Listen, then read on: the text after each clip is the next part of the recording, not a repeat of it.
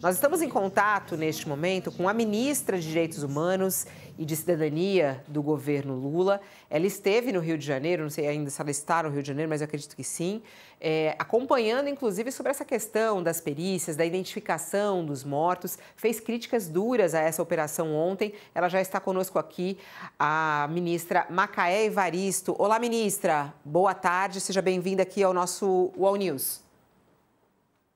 Olá, boa tarde.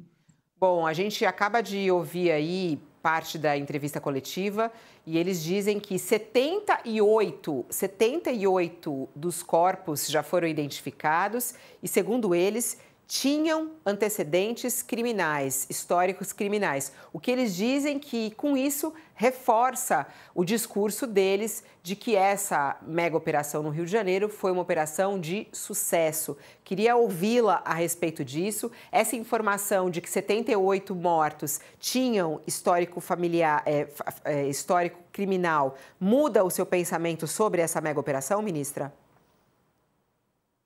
Olha, o primeiro crime que a gente pode pensar, né, quando a gente avalia essa operação, o primeiro crime antecede ao momento da operação. O primeiro crime é deixar o crime organizado se instalar dentro das comunidades periféricas do Rio de Janeiro. E isso não é de hoje, isso é antigo. Então, quando se fala que tem todo um estudo sobre rotas e sobre tudo, bom, quando o crime privatiza os territórios, as pessoas perdem a sua capacidade de ter direitos. Então, é um pouco essa narrativa que eu vejo que está imperando nesse momento. Quando se fala, a maioria eram criminosos. Então, se morreram 40 pessoas que eram inocentes, isso não tem que entrar na conta? 40 vidas? Isso não é um fracasso? Quando se cumpre o mandato de busca e apreensão, a gente deve pressupor que qualquer pessoa que está por trás de um mandato de busca e apreensão, ela pode ser assassinada. Quando eu estou discutindo, né, essa operação, é um pouco pensar qual que é a realidade dessas comunidades e desses territórios. É a gente lembrar que a gente precisa pensar do ponto de vista da dignidade humana. A gente não pode pensar, o Estado ele não pode agir no mesmo diapasão que a criminalidade.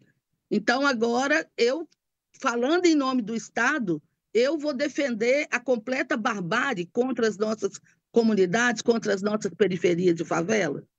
Eu acho que nós temos muito que refletir sobre nesse caso, principalmente qual é a política que nós teremos em relação ao crime organizado. Eu continuo defendendo que é preciso usar mais inteligência, asfixiar o crime, especialmente seguindo a rota do dinheiro, né? Onde anda o dinheiro, onde está a cabeça do crime organizado. E não nas periferias e favelas, que também querem paz, querem se ver livre do tráfico, querem se ver livre das drogas, querem se ver livre das armas. A outra coisa que a gente precisa dizer é de onde vêm essas armas? Qual que é a rota que essas armas fazem até chegar na mão do crime organizado? Isso também precisa ser tratado. Então, a nossa preocupação é muito nesse sentido, né? E é bom a gente dizer que cada vida perdida importa. Então, nós não podemos naturalizar uma operação onde 40 inocentes foram assassinados. É isso que a gente está dizendo aqui.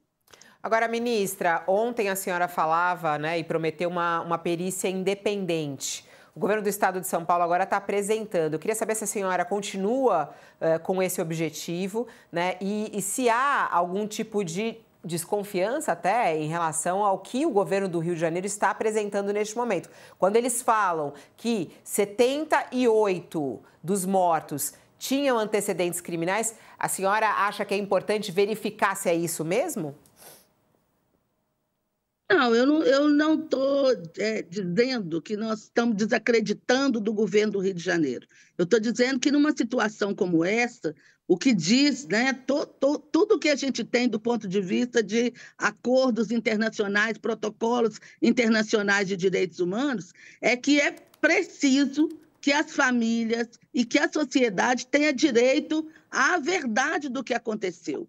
Então, portanto, a gente trabalhar com observadores independentes, acompanhar os processos de perícia. Ontem, por exemplo, nós reunimos com o Ministério Público do Rio de Janeiro, que nos garantiu que está fazendo uma perícia independente da perícia que é feita pela Polícia Civil. Isso é importante, porque nos parece que quem participa da operação não deveria ser o mesmo que faz a perícia. Então, nesse momento, o nosso diálogo é no sentido de trabalhar para que a gente tenha mecanismos de perícia independente. Então, o Ministério Público vai se responsabilizar por isso, né? Essa é uma atribuição dele. É possível a gente ter observadores externos. Quanto mais possibilidade de outros atores externos ao procedimento acompanharem e avaliarem efetivamente o que aconteceu, melhor para nós, inclusive do ponto de vista institucional, para a gente saber como se comportar em outras ocasiões. Essa é a nossa preocupação. Ministra, ontem o seu colega, ministro da Justiça, o Ricardo Lewandowski, anunciou que seriam enviados para o Rio de Janeiro especialistas em balística, genética forense, para identificação de DNA, especialistas em medicina legal e pessoas habilitadas a trabalhar, inclusive, na necrópsia. Agora estamos vendo aí, o governo do Rio de Janeiro já está anunciando que 70 e tantos foram identificados, e esse anúncio do ministro Lewandowski seria a primeira contribuição do governo federal para aquele escritório emergencial. Meio tarde, né? Porque, aparentemente, esse trabalho já foi realizado, né? Ô, Josias, eu acho importante a liberação desses peritos. Eu acho que ainda muito precisa ser feito nesse caso. Ontem, uma informação que nós obtivemos do Ministério Público é que todos os corpos estão sendo escaneados. Então, é possível você ter uma perícia ainda posterior em relação a esse trabalho que está sendo feito do Ministério Público. E o que nós estamos construindo aqui é entendimentos e atuando com as diversas áreas do governo para ver como que a gente pode, nesse contexto, num primeiro momento, ter um olhar para esse território, para essas famílias, né? Para acompanhar nesse momento emergencial do luto, de enterro dos corpos, enfim, né? Nesse processo de um acolhimento, tem um olhar para esse território. Isso é um trauma para esses territórios. Ali tem muitos trabalhadores e trabalhadoras. As pessoas querem poder viver em paz, seus filhos irem para a escola em paz, ter acesso a um serviço de saúde em paz. Então, a gente precisa trabalhar para o restabelecimento das políticas públicas naquele território e pensar ações efetivas, né, para que a gente possa, de fato, combater o crime organizado. Porque a gente tem que entender qual que é o fluxo de entrada dessas armas, por exemplo. Como que essas armas chegam nesses territórios? Tem muita coisa que, a partir do que aconteceu, dessa tragédia que aconteceu, eu acho que nós podemos mapear. Ô, ministra, está se falando bastante sobre classificar, né, essas facções e esses criminosos como terroristas. Aliás, até, de repente, fazer uma modificação, né, uma revisão na lei antiterrorismo. O que a senhora acha disso, né? Há pouco, inclusive, o secretário, na entrevista coletiva, falou, né, não podemos esquecer que são narcoterroristas. O próprio governador de São Paulo, Tarcísio de Freitas, também cobrou isso. A senhora acha que seria importante fazer uma mudança na lei antiterrorismo? A senhora acha que é possível classificar os integrantes do Comando Vermelho como terroristas? Olha, eu acho que a gente precisa ter mudanças na lei. O ministro Lewandowski, ele tem tratado dessa pauta, inclusive com essa tentativa de mudança na forma, né, na organização da segurança pública.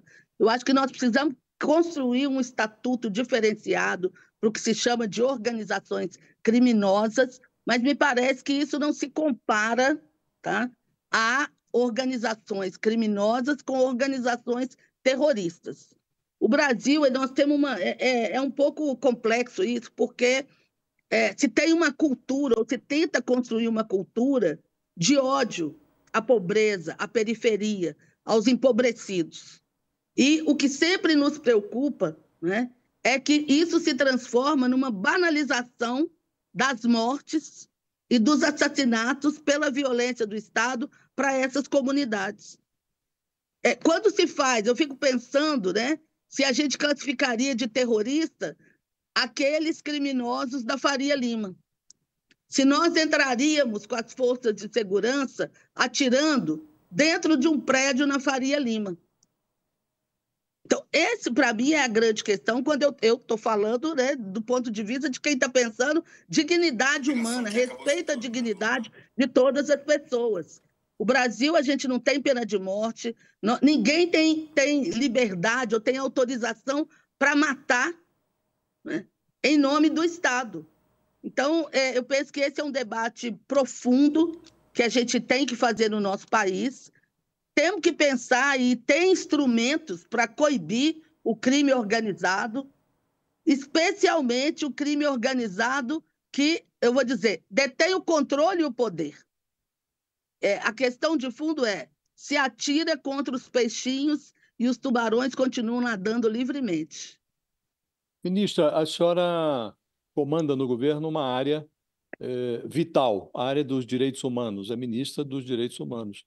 Direitos humanos foi uma expressão demonizada pelos políticos mais conservadores no Brasil. Muito ironicamente, curiosamente, o presidente Lula, nas manifestações que fez, na única manifestação que fez nas redes sociais sobre isso que aconteceu no Rio de Janeiro, ele não falou sobre os 121 mortos.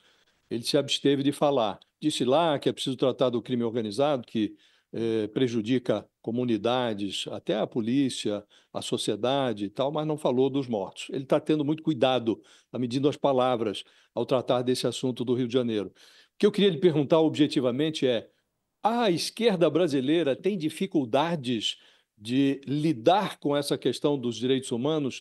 Tem receio de enfrentar esse debate num instante em que a outra ala ideológica, a direita, utiliza uma operação como essa do Rio de Janeiro para sensibilizar o pedaço da sociedade que enxerga com naturalidade a morte de pessoas em áreas pobres no Brasil?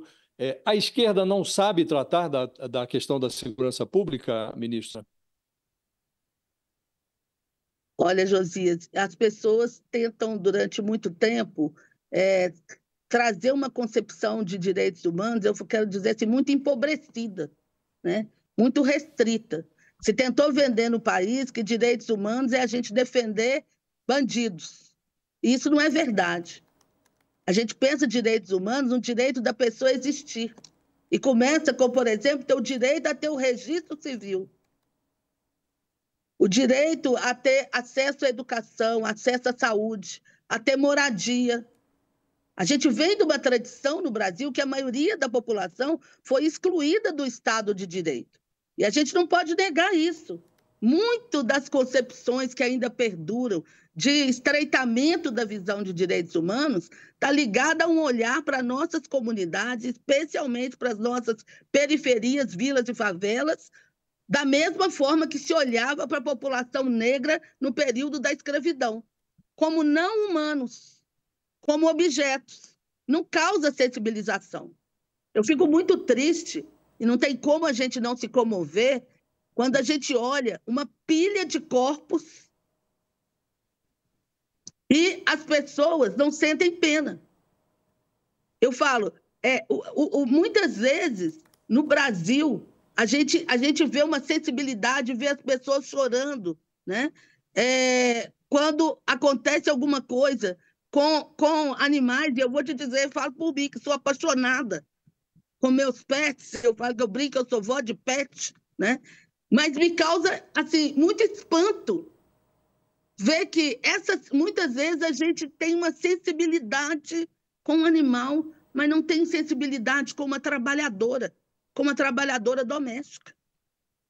Ministra, na visita que a senhora fez a reunião que fez com os familiares dos mortos lá no Rio de Janeiro, os mortos nessa operação policial ali nos complexos da Penha e do Alemão, a senhora prometeu ou sinalizou que o governo federal iria prover uma perícia independente dos corpos dos mortos. A senhora chegou a dizer ali que, na visão do seu ministério, da senhora, a perícia local está muito prejudicada. A senhora passou uma falsa impressão aos familiares. Essa perícia independente, ela será, de fato, providenciada pelo governo federal? Há como fazer isso? Ou foi mais um desejo da senhora do que algo que será materializado de fato? Não, o que eu disse é que tinha uma demanda do Conselho Nacional de Direitos Humanos para que se pudesse prover uma perícia independente. E que o Conselho estava tentando viabilizar ou uma perícia ou observadores externos do processo de perícia. Uma das coisas que a gente chegou a conversar ontem com o Ministério Público do Estado do Rio de Janeiro foi essa perspectiva de observadores externos nesse processo de acompanhamento. Então, tem muitas negociações sendo feitas ainda, Josias. Eu acho que é muito importante a chegada dos peritos da Polícia Federal. Eu acho que a gente precisa tomar muito cuidado com tudo que aconteceu e trabalhar para que a gente consiga, o máximo possível, fazer todas as perícias e acompanhamentos necessários. Ô, ministra, a senhora está fazendo críticas, inclusive, a essa operação no Rio de Janeiro, só que hoje foi muito curioso o que aconteceu, foi a troca de elogios entre dois governadores, e sendo que um deles é do PT, um governador de esquerda. Eu estou falando sobre o Ceará. A reportagem, inclusive, está na nossa página e o próprio governador Cláudio Castro também já publicou nas redes dele elogio ao governador do PT do Ceará. O que aconteceu? A Polícia Militar do Ceará matou 7 suspeitos num confronto, numa operação nesta sexta-feira. Esse confronto entre a polícia e suspeitos aconteceu na madrugada de sexta, em Canindé, no Ceará, segundo a Secretaria Pública do Estado. Homens armados foram confrontados pelos policiais após informações de inteligência apontarem a localização. O confronto aconteceu e as mortes aconteceram. A morte dos suspeitos foram em legítima defesa, foi o que disse a Secretaria de Segurança Pública do governador do Ceará. A operação foi comemorada pelo próprio governador do Ceará, Eumano Freitas, do PT, com indireta, inclusive, a operação do Rio de Janeiro. Ele disse: nenhum policial morto, nenhum inocente alvejado, a população protegida. Parabéns à nossa Polícia Militar do Ceará. Então, não é só a Polícia do Rio de Janeiro que faz isso também, né? Como é que a senhora, como ministra dos Direitos Humanos, entende essa operação no Ceará? Bom, primeiro eu queria falar que não é só a polícia, né? Nós não estamos falando da polícia, nós estamos falando dos governos, não é? Porque fica parecendo assim, a polícia comemora. Não tem aqui, da minha parte, nenhuma questão em relação à polícia, porque eles são ordenados, né? Eles estão vinculados a um governo, eles cumprem ordens.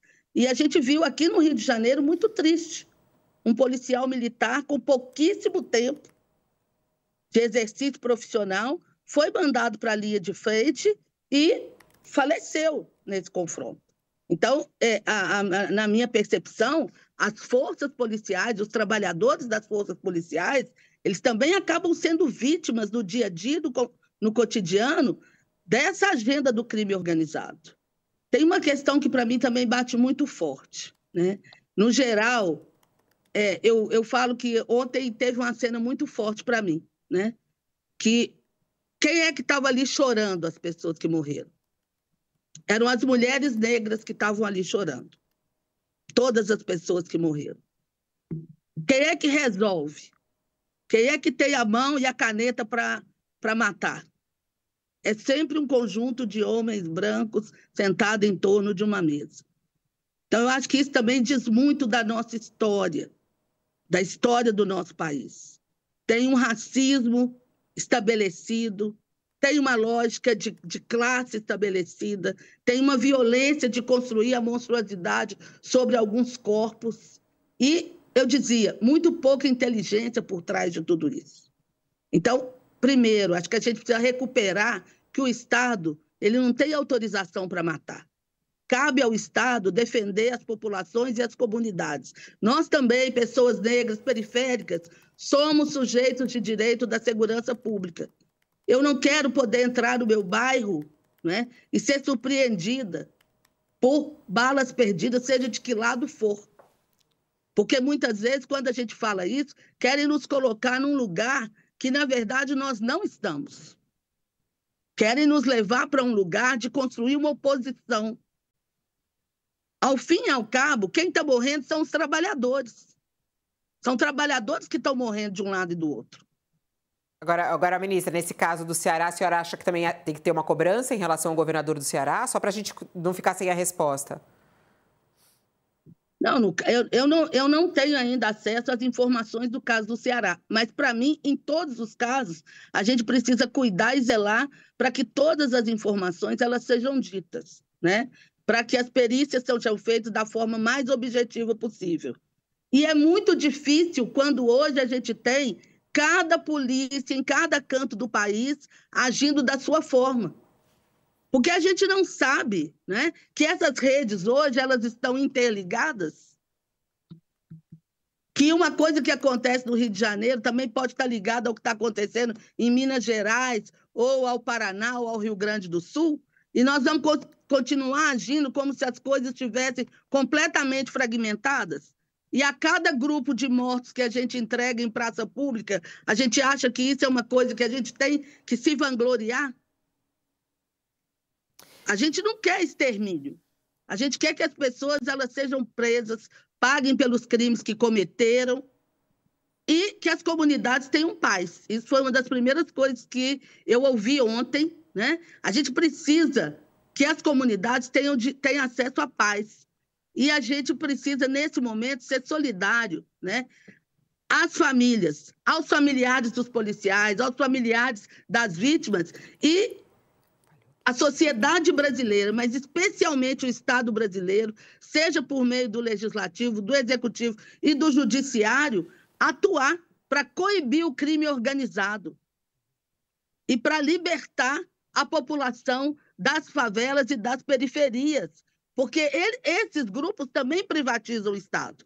E a gente, com essa política de cada vez menos Estado, de Estado mínimo, a gente não provê, não tem política para a juventude. Foi isso que eu ouvi das comunidades ontem.